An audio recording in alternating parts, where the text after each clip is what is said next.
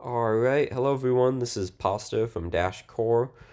Today I'm going to be walking you through how to do some GPG signature validation for the Dash Core releases. So it's really simple. It's the thing that a lot of people get kind of scared about and think it's more complicated than it is, but you got this. It's really simple. There's a little bit of setup that I'm going to walk you through, and after that, it is very simple. So the first thing we're going to do is go on GitHub and go to DashPay Dash. And we're going to go down here to the latest release, and we're going to click into the latest release. So it's always good for new releases to go over to GitHub and take a look at the information here. It talks about whether it has breaking changes, it links to the release notes, talks about if it's mandatory, all of that kind of stuff. Then there's also this line here that it was signed by keybase.io/pasta with this GPG fingerprint, and this will always be the same exact fingerprint for every single release, all the way back to something like 0.16. So the next thing that we're going to do here is we're going to go over to the Windows documentation for validation, and we're going to download GPG for Win. So really, we're just going to click here, go over to gpg4win.org, and we're going to download this binary here. I've already downloaded it, but just go through and download it. But that is already done, and then just run this installer like everything else. The next thing you're going to do is open Cleopatra. Cleopatra is the kind of front end for GPG for Win, and it is where you will kind of store certificates and stuff like that and certify them. So now that we've installed GPG for Win, the next thing that we're going to do is go over to my Keybase in order to get my actual GPG public key. Now there are a lot of different ways to get my GPG public key over on, so the easiest way though is just to go over to my Keybase here and click on the 79841. And that is going to be the same as right here, 7984. So if we click on that, 7984, we can copy this GPG key and go back over to Cleopatra.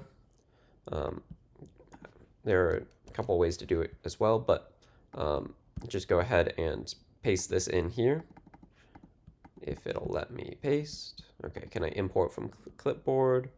Did I not copy it? Okay, that again. Go ahead and copy here.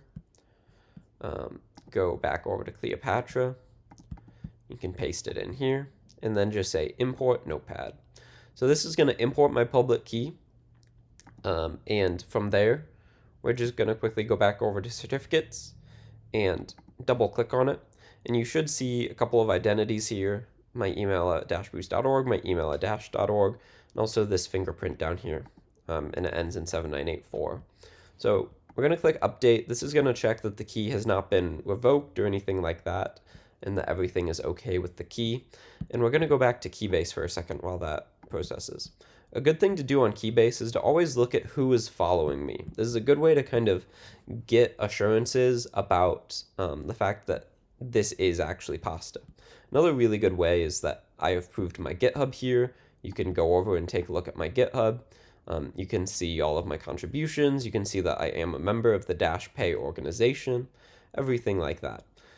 You can also see that I've proved ownership of dashboost.org, and also there's a proof on the dash.org domain as well. The other things you can do is look at who follows me. So people like Kitty Whiskers and Constantine are other members of the core dev team. Eugene here follows me. Other people like Strophe, another member of DCG. And so here you can go ahead and click in and see what, if anything, they have verified. So Strophe has verified that he owns this GitHub account and this public key. The Fez is also saying that I am who I am. And again, he has claimed the Fez on GitHub, the Fez.com, and these couple of GPG keys. So this is a really good way if you want to go the extra measure and make sure that this is actually pasta, but keybase.io/pasta is going to beat me. So now that we have that certificate imported and updated, there was one new signature on it. The next thing that we're going to do is certify it. This basically tells GPG that, just go ahead and click create here. This tells GPG that yes, this is a legitimate key that I trust, and so we're going to quickly just follow the prompts here, just click continue each time. And then it is going to say certified here. You double click on it again, you'll see full all throughout here. So the next thing we're going to do, and now all of the setup is done. You can basically forget about all of this now in the future. You don't have to do this ever again. The only thing you have to do now is go over to dash.org or wherever you get the installer. Go ahead and download the installer, wait for that to download, and then download the signature. Right, and now that those have downloaded, you're going to double click on the .asc on the signature. You're going to open that up first. It's going to open up in Cleopatra, and it's going to tell you that it verified this dashcore.exe with this .asc. It was a valid signature by pasta at dashboost. And again, this key is always going to end in 7984. And it is green. It says it's fully trusted, everything like that. Everything is good. You can go ahead and click onto this, and you can see that everything looks good here. Again, click update if you want, and just see that it hasn't changed. And as long as this is green, you are A-OK. So you can click through that and click OK, and now you can open up the actual installer, and you are safe to do so. So like I said, that's really easy. We're going to quickly look at what happens if you download a bad signature, let's say.